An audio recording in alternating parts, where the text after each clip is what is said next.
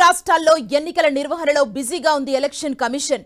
పోలింగ్కు ఏర్పాట్లు చేయడమే కాదు, ఓటింగ్ శాతాన్ని పెంచేందుకు ప్రయత్నిస్తుంది. అయితే ఓవైపు వేసవి సెలవులు, మరోవైపు ఏపీకి వెళ్లే ఓటర్లు ఎక్కువగా ఉండటంతో గ్రేటర్ హైదరాబాద్ లో పోలింగ్ శాతం పెరగడం డౌట్ గానే కనిపిస్తోంది.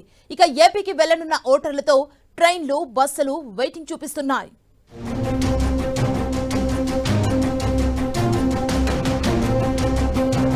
గ్రేటర్లో పోలింగ్ శాతం పెరగడం డౌటేనా?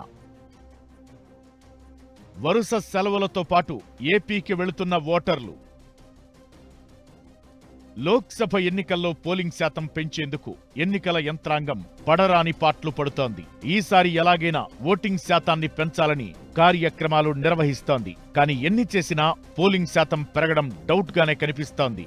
మే 13న పోలింగ్ జరగనుంది. అంతకు ముందు 2 రోజులు అంటే 12న ఆదివారం, 11న రెండో శనివారం వస్తోంది. వరుసగా 3 రోజులు సెలవులు కలిసి వస్తున్నాయి. దీంతో టూర్లకు ప్లాన్ చేసేవారు కొందరైతే రెస్ట్ తీసుకోవడానికి మరికొందరు ప్లాన్ చేసుకుంటున్నారు.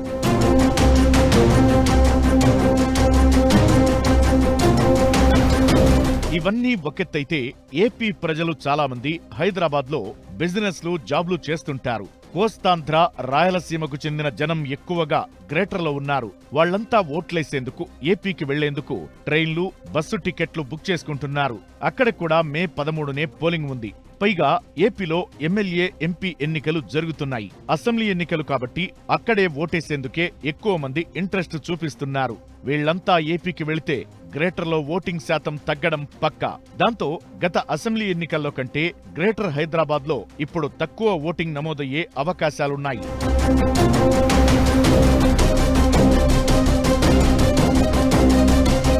ఒక్క ఏపీనే కాదు, నార్త్, సౌత్ స్టేట్స్ ప్రజలు సికింద్రాబాద్, మల్కాజ్గిరి, మెదక్ ఎంపీ సెగ్మెంట్ల పరిధిలో ఉంటారు. వాళ్లు కూడా సమ్మర్ హాలిడేస్, ఎన్నికలు కలిసి వస్తాయని సొంతూర్లకు ప్లాన్ చేసుకుంటున్నారు. దీంతో ట్రైన్లలో రద్దీ పెరిగిపోతోంది.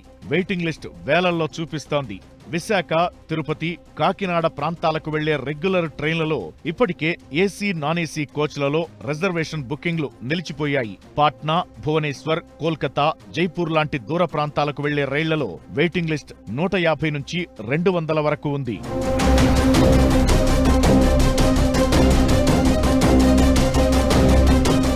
రోజురోజుకు ప్రయాణికుల రద్దీ, డిమాండ్లు పెరుగుతున్నాయి. ఒకవైపు వేసవి సెలవులు, మరోవైపు దేశవ్యాప్తంగా లోక్సభ ఎన్నికల ప్రక్రియ మొదలు కావడంతో అన్ని వైపులా ప్రయాణాలు పెరిగాయి. సాధారణంగా సికింద్రాబాద్ స్టేషన్ నుంచి ప్రతిరోజు 1,85,000 మంది రాకపోకలు సాగిస్తారు. ప్రస్తుతం 2,20,000 నుంచి 2,50,000 మంది ప్రయాణిస్తున్నట్లు అంచనా.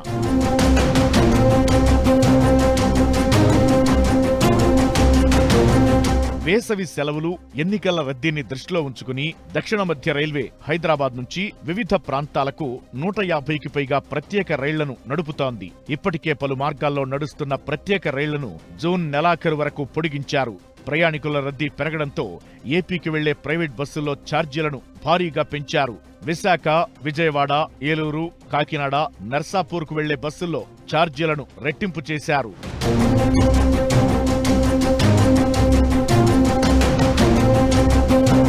గ్రేటర్లో ఓటింగ్ పర్సంటేజ్ తగ్గితే సికింద్రాబాద్, మల్కాజ్గిరి, మెదక్, చేవెళ్ల సెగ్మెంట్లలో ఫలితాలపై ప్రభావం చూపనుంది. దాంతో అసెంబ్లీ ఎన్నికల్లో నమోదైన పోలింగ్ పర్సంటేజ్పై లెక్కలు వేసుకుంటున్నాయి పార్టీలు.